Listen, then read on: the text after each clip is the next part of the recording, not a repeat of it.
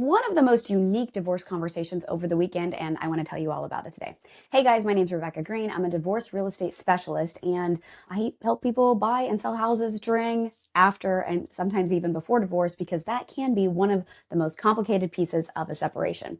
So my phone rings on Saturday, and it's a lady who I'd talked with a little bit on social media, but we'd never had a phone call.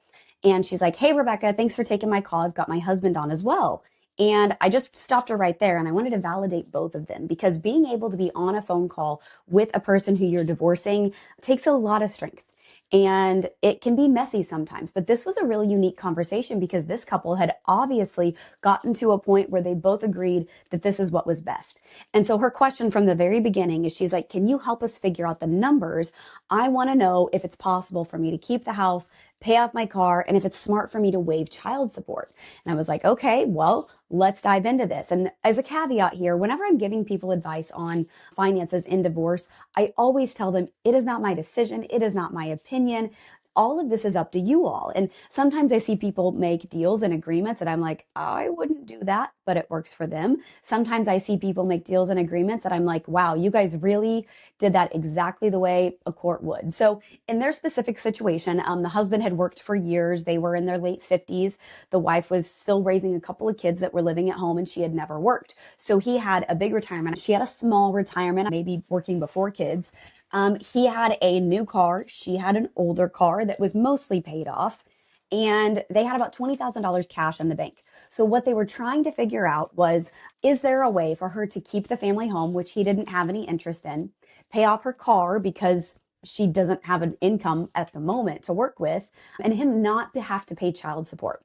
What I have found a lot of times is the higher producing spouse or the person who's going to be required to pay child support, a lot of times just wants out of it. They want their money. They want the lifestyle that is going to be provided because they have this cash. And so their goal is, how do I pay the least amount of child support possible? Or how do I avoid child support altogether? Can I just give you a big lump sum of cash? What's that look like?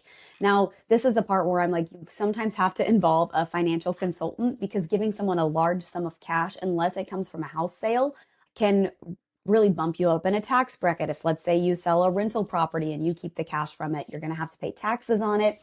If it's a retirement situation where someone is gifting you some of their retirement, there's all sorts of penalties and fines and things that somebody has to pay whenever you're moving money in a way that the normal financial structure is not set to do so.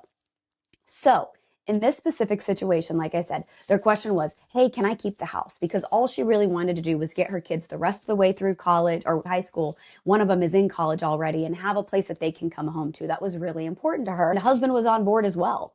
So whenever we started looking at their numbers, he had about $250,000 in a retirement fund. She had about 50. So he's got $200,000 extra over what she did. Now he's got a new car that was $35,000. That's how much the loan was on it. And she only owes about $15,000 on her car. They had around $20,000 cash in a bank account that they're like, hey, we don't think we're going to need this all because we're pretty agreeable. But they'd already kind of agreed that they were going to split that cash down the middle. Now I'm going to come back to that because that's actually a situation that we're going to leverage and it comes into play. Then they owned a $600,000 house.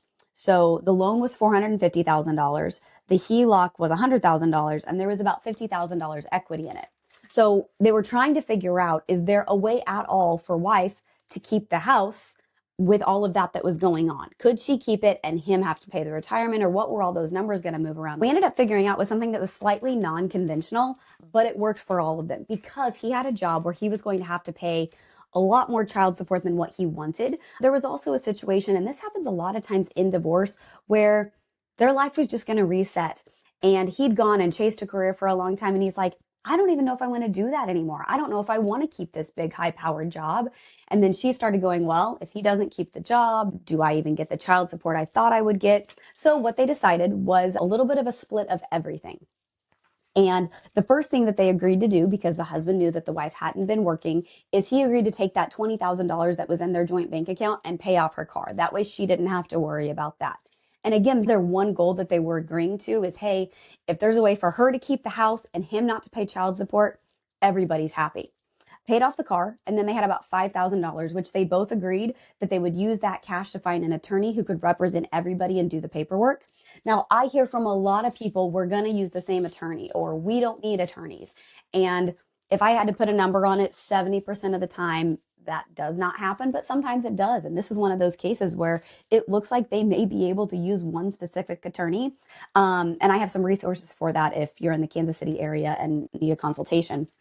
So anyway, they paid off her car, so that removes her car payment that she was worried about. And then they had a choice. And one of the things that I like to tell people is there's always choices in divorce.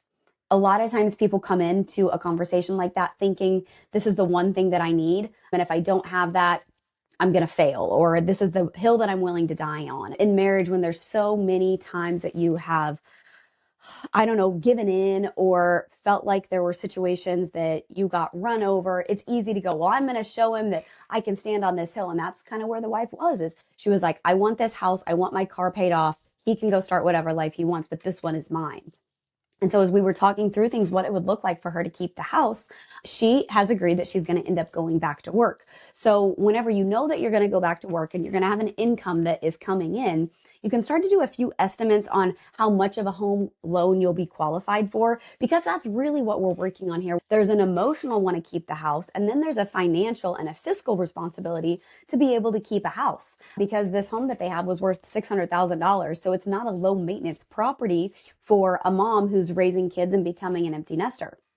So as we started to look at it, really the only way that we could estimate that she would be able to keep the house is she needed her loan to be around $200,000. Again, keep in mind the house is $600,000. So we had to get really specific with some of these numbers, and we actually did involve a lender to run some numbers on a job that she was looking at if she would be able to qualify and what the down payment would look like. So when we started analyzing everything, they have to pay off a HELOC, they have to pay off a loan, they have to figure out how to organize their retirement. The numbers just got really big, really fast. Number one is they both stayed level-headed, and that I'm not sure how they did that, but they did. And you could tell that their goal, they really were on the same page, that they were done being married and they wanted each other. One phrase that comes up a lot, and this is something that I say in my world, is you always want to leave a person better than you found them. And they had raised kids together and they had lived together for over a decade. I think that they both really just wanted to move on in the most simple way possible.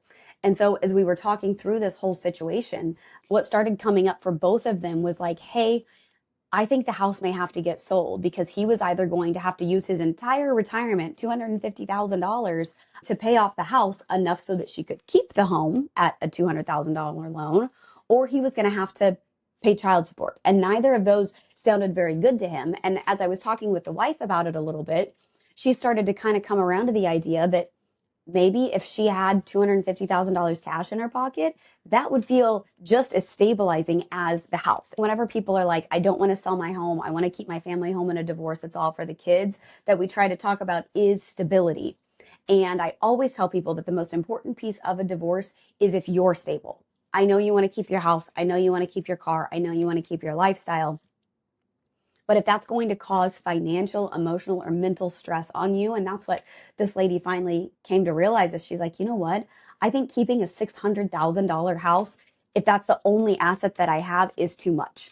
I talk to a lot of women that are like, nope, I want my house paid off, and I will figure out the groceries and the insurance and the taxes and everything else. And that's fine. That's great, actually, because at the end of the day, what you need to do is understand what your life's going to look like on the other side. And so a lot of times these financial pictures where we're painting what a mortgage is going to look like, how it feels to pay off the HELOC, what your actual retirement that you've worked for decades for is going, what's going to happen to it whenever you have to pay it out to your spouse. A lot of times those stories that we've made up in our head about the hill we're willing to die on changes. And so at the end of the day, what this couple decided to do is to sell their house. And like I said, she's going to walk away with somewhere between $200,000 and $250,000 that matches his retirement.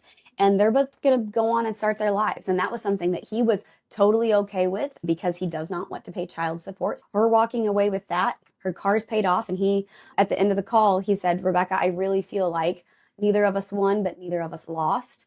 And I always tell people that's the way it should feel. You know, a lot of times, if you get into a really messy, highly contentious divorce, you want to win and you want to teach that other person a lesson, and you want to show them that everything they did to you over the course of the marriage finally came back to get him. And that's where you want to teach them this lesson, is right now in this divorce with whatever hill you've decided to die on. It's like, this is my hill because maybe it's good for me, but it's also really bad for them. And so when two people are able to look objectively at a situation and they don't want to spend $40,000 in attorneys and lawyer fees, and they don't want to fight for 6 months, and they really just want to move on, then these processes and these phone calls and these meetings sometimes with mediators really can move along pretty quickly if everybody keeps an open mind that I might be right.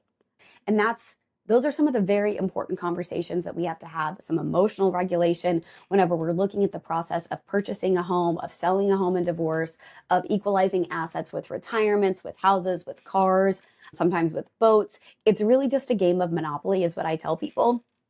And you don't even have to like the person to really sit in a room and figure it out. As long as you have a common goal and a common interest at the end of the day, we can usually figure things out.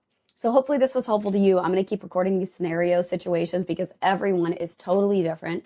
Big thumbs up and congrats to this couple if you watch this video. I am so proud of you guys. You guys really, you did it. You did it in a way that most people wish they could. And hopefully your story is a really good example for some other people out there.